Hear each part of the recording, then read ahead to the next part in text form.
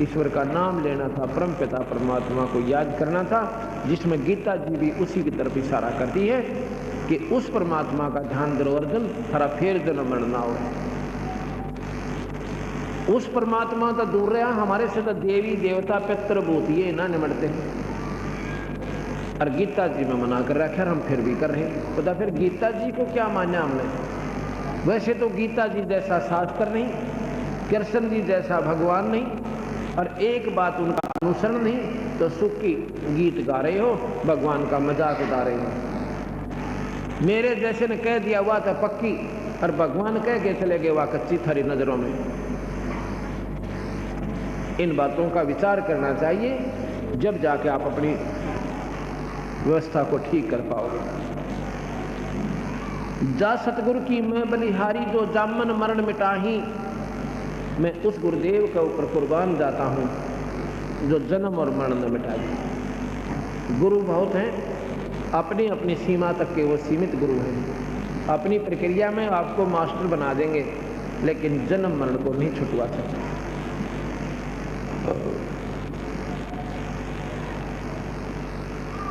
कुल परिवार तेरा सकल कबीला, मसलत एक ठहराई। जब ये शरीर छूट जाता है, अपने आसपास के कुल परिवार के व्यक्ति इकट्ठे होंगे।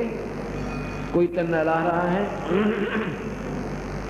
कोई तो नहला रहा है, नवा रहा है, स्नान करवा रहा है, और कोई लकड़ियां ढोने लग गया।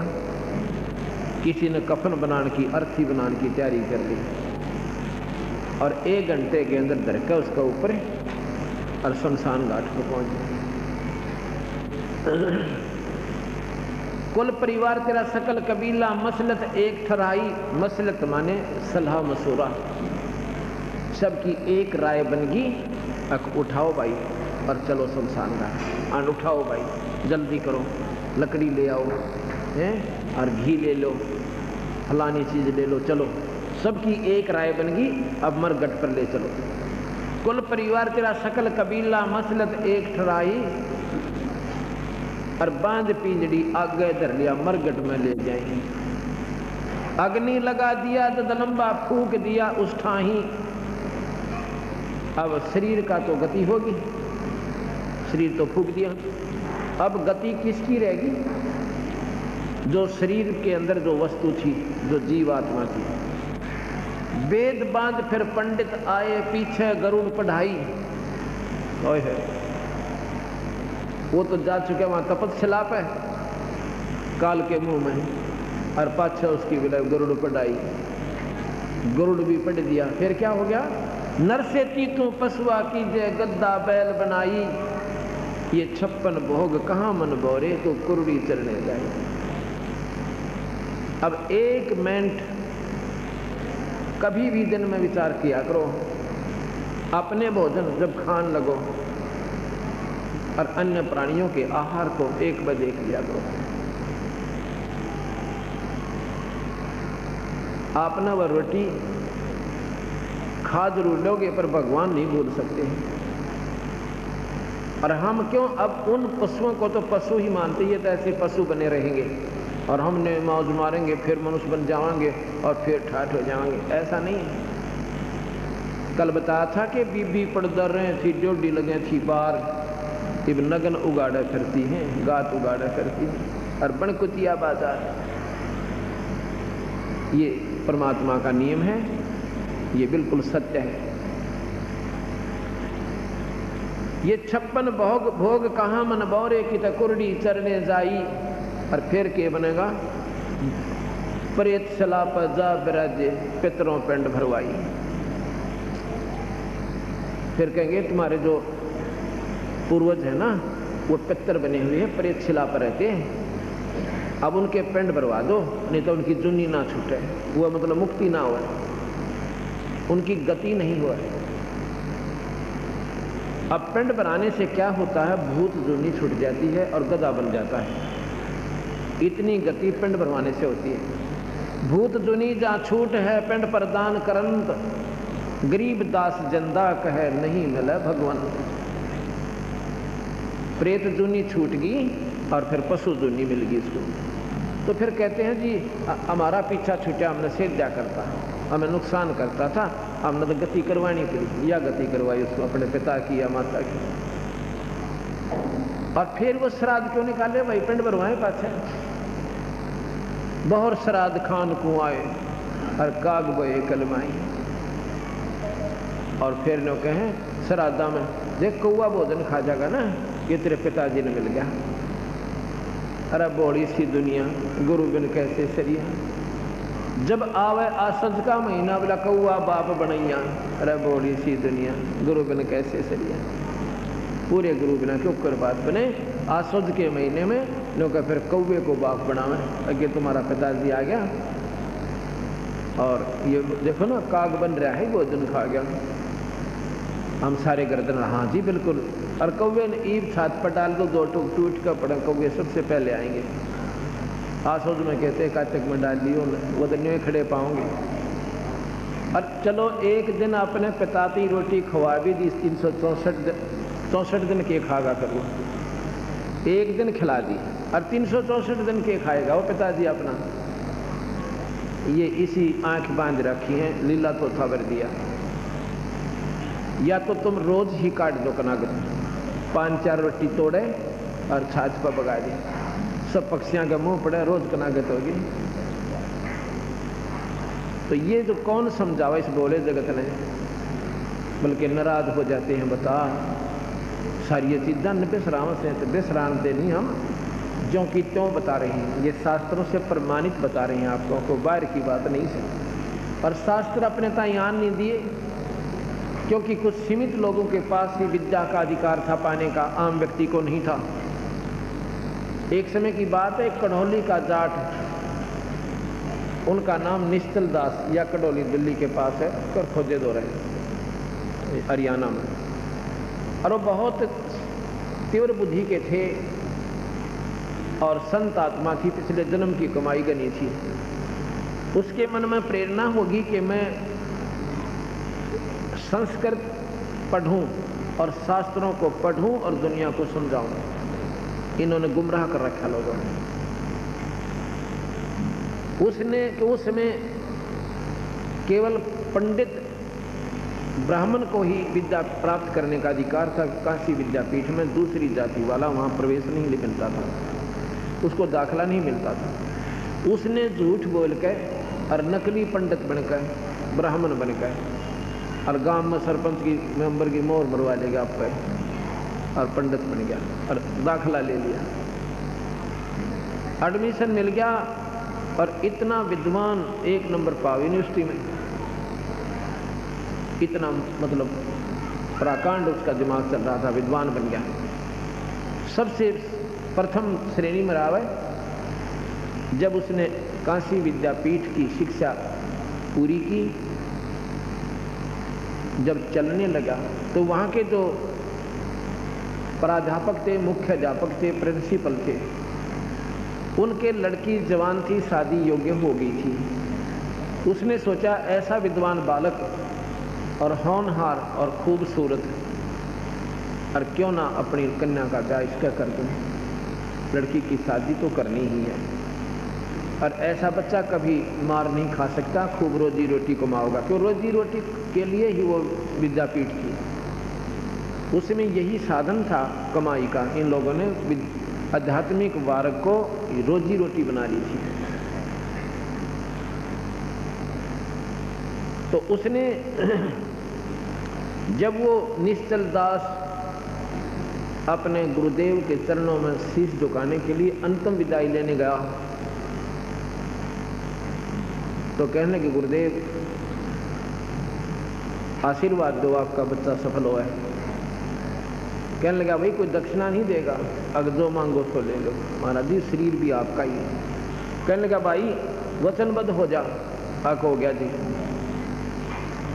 कि मैं अपनी लड़की की शादी आपसे करना चाहता हूँ। अब यहाँ फंस गया धर्म संकट में, ना तो बन गई थी बात। अब वो सहम गया कि बता भाई क्यों कर पार पड़ेगी, तो बड़ा चाला हो।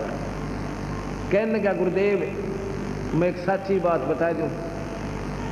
क्यों भाई, और सच्ची क्यों ना बताओ? गुरुदेव का आगे तो सच्ची बताते हैं, सच्ची बताओ। मैं ब्राह्मण नहीं हूं, मैं जाट हूं कड़ौली का, और जी मैंने तो विद्या प्राप्त करने के लिए भाई संस्कृत भाषा को सीखने की मेरी रुचि थी और शास्त्रों को आम व्यक्ति तक पहुंचाना चाहता था। तो उस प्रिंसिपल का पारा और 100 का ऊपर गया, एकदम नाराज हो गया, लाल आंख कर ली, नीच तुच्छ जीव तो, और तुमने ऐसा जुल्म कर दिया, फलाना कर दिया, श्राप दे दिया।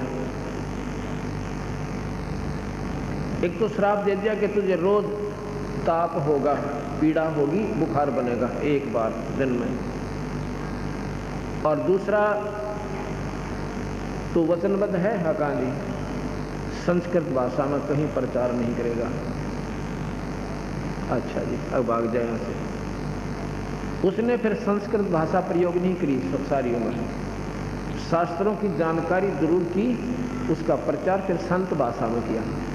वो दादूपंथी संतों की शरण में चला गया जो कबीर पंथ से ही संबंधित है, और वहाँ एक संत की शरण लेकर फिर उसने एक इतनी मोटी किताब बना रखी है शास्त्रों के ही जितने भी उनमें अंश जिस प्रकार भी वो समझ पाए उनके आधार पर संत वाणी में दोहों के आधार पर लिख दी, संस्कृत में नहीं लिखी। तो इस प्रकार इस सत्य मार्ग को असत्य में परिवर्तित कर दिया गया। सच्चाई का ज्ञान किसी को रहा नहीं, रोजी रोटी जिस प्रकार से भी प्राप्त हुई वैसे ही ट्राई करने लग गए। एक समय की बात है, एक राजा ने अब जैसे जनता को मार्गदर्शक जैसे मेरे जैसे जो गाइड करेंगे ये भोली आत्मा तो उसी तरह पक्की हो जाएगी। उन्होंने किसी ने बताया कि आप जो है कथा कराओ भगवान की घर पर या जाप करवाओ गायत्री मंत्र का। राजा ने कहा कि ठीक है करवा लो। मंत्री को आदेश दे दिया कि रोजाना एक असरफी विद्वान को जो गायत्री जाप करके जावे और या कोई भी कथा करे उसको एक दे देना, चाहे वो जाप करे चाहे कोई अपनी कथा पढ़े या कोई मंत्र करे, जैसे भी करे। तो एक पंडित विद्वान को पंडित कोई जाति नहीं है, इस बात को भूलोगे तब जाकर के कबीर साहब की कड़वी दवाई अंदर जाएगी, नहीं तो कोई न कोई बाधा मन में बनी रहेगी कि महाराज जी तो पंडितों की क्रिटिसाइज कर रखी है कबीर साहब ने, कभी नहीं, पंडित की कर रखी है जिन्होंने गलतियां की। आम व्यक्ति पंडित नहीं है। जैसा कि मैंने बताया था हमारे दादा गुरुजी जाट थे छावला के, उन्होंने काशी विद्यापीठ से, अब तो सभी को वहाँ कोई ऐसी दिक्कत नहीं, कोई भी जा सकता है, सैकड़ों वर्ष से 50-60 वर्ष से ऐसा चल रहा है। वो 4 विषय के आचार्य हो गए थे और उन्होंने उनको पंडित जी के नाम से जाना जाता है जाट होते हुए। एक गुरुकुल खानपुर हरियाणा में गुवाना के पास है, उसके मुख्य अध्यापक को वो भी जाट होते हुए पंडित जी के नाम से जाना जाता है। सहदेव को पंडित जी के नाम से जाना जाता था, जो पांडवों का पांचवा था उसको पंडित जी के नाम से ही जाना जाता था। पंडित कोई जाति नहीं है। अब जैसे कोई वैद्य होते थे, वैद्य और अच्छे वैद्य होते थे, उसके बाद उनके वंशजों को वैद्य कहने लगे, सारे थी वैद्य, और सब ने अपने पीछे वैद्य लिखना शुरू कर दिया। फलाना राम है, मनसाराम वैद्य, आसाराम वैद्य, इस प्रकार। और दवाई जानते को ना, वह पेट के दर्द की भी, और वह भी पीछे वैद्य लिख रखा। तो वह वैद्य नहीं है, वो तो एक परंपरागत एक समूह का एक प्रतीक बन गया है। ऐसे ही जो संस्कृत के श्लोक ने भी ना जानते वो भी पंडित कहलावे, उनको भी हम पंडित जी कहते हैं, और वो भी गर्व करते हैं अपने ऊपर कि हम पंडित जी हैं। वो उनकी नादानी है, वो पंडित जी नहीं है, वो तो आम व्यक्ति हैं, आम नागरिक हैं, अपना जैसे भी आम व्यक्ति अपना पेट भर कर रहे हैं वो ऐसे ही रोजगार कर रहे हैं, वो पंडित नहीं है। और वो इनसे मुँह चढ़ाएंगे इन बातों तक तो उनकी नादानी है। ये तो उन मार्गदर्शकों को जो दुनिया को गुमराह करते हैं और ठीक मार्ग नहीं बताया। स्वरूप जहाँ से पंडित पदवी हुई थी, ये बहुत नेक आत्मा थी, वो इसको रोजी रोटी नहीं बनाया था, वो अपना सत ढंग से जितना वो जानते थे उनको जाप बता दिया करते थे, ये जाप करो भाई, ये मंत्र जपा करो, और अपना करके कमाई वो अपना पेट भरते थे। उसके बाद महिमा इतनी बढ़ गई उनकी कि आम व्यक्ति पंडित जी बन गया, काख में पोछी दी और मैं भी जाप कर दूंगा, मैं भी जाप कर दूंगा, और पैसे के हिसाब आधारित हो गया। राजा का जाप हुआ और एक काशी से पढ़कर बहुत तगड़ा विद्वान आया पंडित जी। राजा के हुक्म से वो अच्छे से अच्छे विद्वान की तलाश की गई तो पाया कि एक विद्वान अभी काशी विद्यापीठ से और बहुत ही अच्छा विद्वान बनकर आया है, उसको लाओ, काशी जी पढ़ के आया है।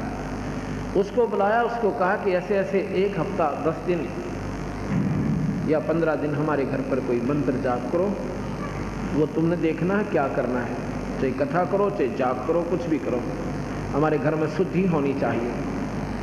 अब वो पंडित जी जावे, अपना जाप करें, मंत्री उसको एक असरफी दे दे, वो असरफी लाकर अपनी पत्नी को दे दे, और पत्नी समावे नए सूट और रोज गुजनी बदले, और फिर जाओ पानी लेने, थोड़ा सारी इकट्ठी हो तो वह औरतें पूछा करें, आए यो कद बनवाई, ये कद लाई, कितने लाई, थारे घर से लाई, थारे पीढ़ी में मिल जा, ये सारी बूझ लिया करें 2 मिनट में। तो वह ने बली मारा है ना, राजा का कथा करने जा रहा पंडित जी, एक असरफी दे दे, सब मौत हो रही है हमारी। अब वो दूसरी सुने थी, उसने अपने पंडित जी ताई की, अपने पति देवता कि आप भी पंडित जी हो और जाइए जाप करके आओ, और देख फलानी के घर वाला रोज एक असरफी जाओ से। वो कहने लगा भगवान वो तो बहुत बड़ा विद्वान पुरुष है, और मैं देखे ना तो कोई जानता, किसी एक चीज़ तो जानता नहीं, भाई ठीक है इन रोड़े बोला न तो रोड़ा लो, वो राजा का काम न मरवावेगी तो वह नहीं मानी। नो बोली तुम और दिन आता अपनी डींग मारा करता, और आज क्यों ना जाता, तो 2 पैसे मिलन का टाइम आ गई तो नो का मैं जानता को ना, उन्होंने सोचा ले भगवान ना मानती तो जाऊं। अब जाता है, वो अपनी कथा कर रहा है, विद्वान पुरुष, और उसने क्या है बेरा था ने उल्टी से किताब पकड़ रहा, और के करने मन जो यू कहवाए, जो यू कहवाए, जो यू कहवाए, जो यू कहवाए, जो ये बोल रहा वही, जो बोल रहा वही। अब चलो और तक कौन जान दे, अपने बैठे रहे एक कमरे में पढ़ रहे हैं, कौन देखे। पहले ये ऐसे ढंग से स्थिति आगे की कि जाप करनी है, जाप कर रहे हैं, कुलबा खेत में काम अपना दुकान पे बैठे है, पंडित जी को जाप करे, कमरे में बंद करवा दे, और बंद भी न्यों करवा दिया करते, जैसे सोवा से बैठा माड़ा हाथ में होनी चाहिए। लेकिन वो जो सामने एक असरफी उसको मिल गई, एक मिल गई उसको, और विद्वान पंडित का जी चढ़ के अंदर ही अंदर जलन हुई, वह बड़ा चाड़े की बात हुई, मैं तो इतने दिन विद्या प्राप्त करके यार ये कुछ जानता ना पूछता, किताब भी उल्टी पकड़ रहा बूझ, और यू नो का जो यू का वो, जो यू का वो, और इसको भी असरफी मिल गई। अगले दिन तीसरी ने संस्कार दिया, अब तू भी जा,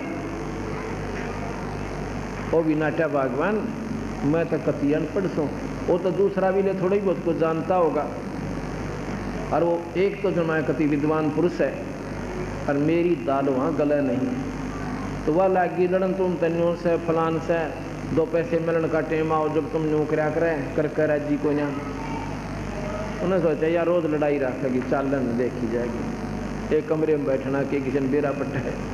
वो भी चला गया, वो कहता है अपनी कथा कर रहा है, दूसरा कहता है जो यू का वही, जो यू का वही, जो यू का वही, और तीसरा नौका कब तक नम भागी, कब तक नम भागी, कब तक सूत बैठा रहेगा नो, कब तक नम भागी, कब तक नम भागी, वहाँ दूध तो पड़ेंगे। अरे तो जी फिर चौथी ने सुस्कार दिया, क्यों तो सांझ ने एक असरफी सब न मिल जाए, शाम को तड़के नए नए कपड़े बदलें।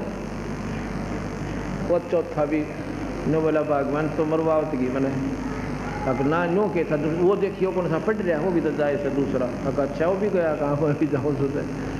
और चौथा भी जी मैं भी कथा करूँगा, बैठ जाओ उस कमरे में। राजा के घर में क्या कमी हो सके, और धार्मिक राजा था, ज्ञाता महात्मा, अच्छा लाभ होगा। पहले वाला अपनी कथा कर रहा है और दूसरी वाला कह रहा है जो ये कहता है वही, जो ये कहता है वही, जो ये कहता है वही ठीक। तीसरा कहता है कब तक नंभेगी, कब तक नंभेगी, कब तक। तीसरा कह नंबर दे इतने नंबर, तीसरा ने बोला नंबर दे इतने नंबर मंडे रहो। तो जब वो समापन हुआ उससे पहले दिन उस राजा का आना हुआ जिस दिन समापन पे। उस विद्वान पुरुष ने जो काशी विद्यापीठ में पढ़ कर आया था उसने शिकायत की, यानी कि राजन यहाँ पर तो खल और खांड का एक भाव लग रहा है। के बात भाई कि मैं